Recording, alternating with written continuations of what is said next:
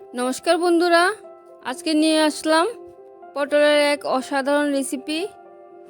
পুরো ভিডিওটা দেখার জন্য অনুরোধ রইল।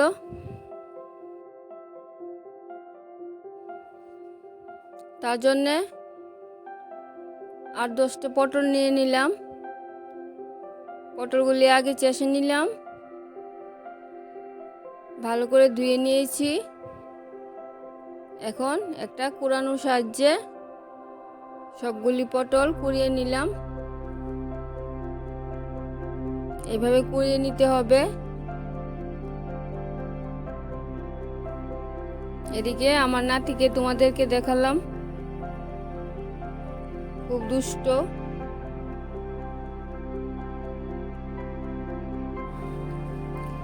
সবগুলি পটল কুড়ানো হয়ে গেছে।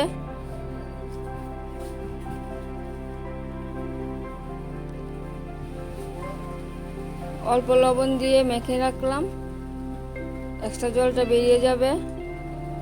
আলুগুলিও ছোটো করে কেটে নিয়েছি, আলুগুলো ধুয়ে জলে ভিজিয়ে রাখলাম। কড়াইতে তেল দিয়ে দিলাম। তেল গরম হয়ে গেলে ফোড়নে শুকনো লঙ্কা, তেজপাতা ও 5 ফোড়ন দিয়ে দিলাম। ফোড়নটা হালকা ভাজা হয়ে গেলে আলুগুলি দিয়ে দিলাম।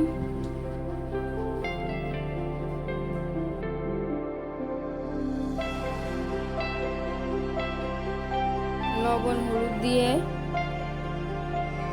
আলুগুলি ভেজে নিলাম।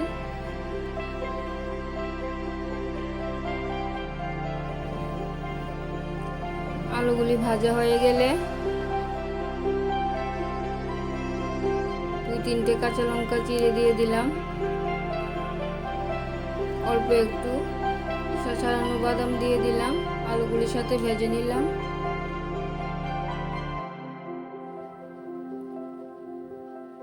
জিরে গুঁড়ো আর কাশ্মীরি লাল মরিচের গুঁড়ো জল দিয়ে গুলে আলুগুলির মধ্যে দিয়ে দিলাম।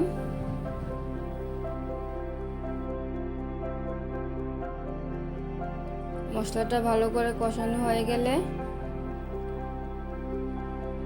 পটলগুলি একটু হাত দিয়ে জল ঝরিয়ে দিয়ে দিলাম। কতগুলি জল বেরিয়েছে দেখো।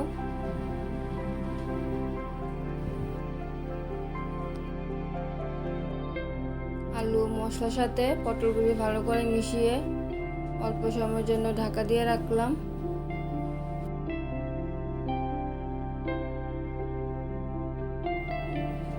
ঢাকা খুলে আবার নাড়িয়ে অল্প লবণ দিয়ে দিলাম।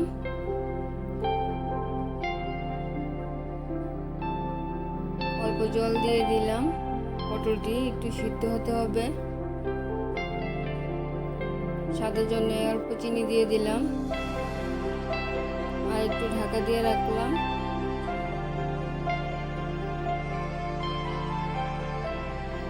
রেসিপিটা ভালো লাগলে আমার পাশে থাকবেন, লাইক কমেন্ট শেয়ার করবেন। ভালো করে কষিয়ে রান্নাটা কমপ্লিট করে নিলাম। অল্প ঘি দিয়ে দিলাম,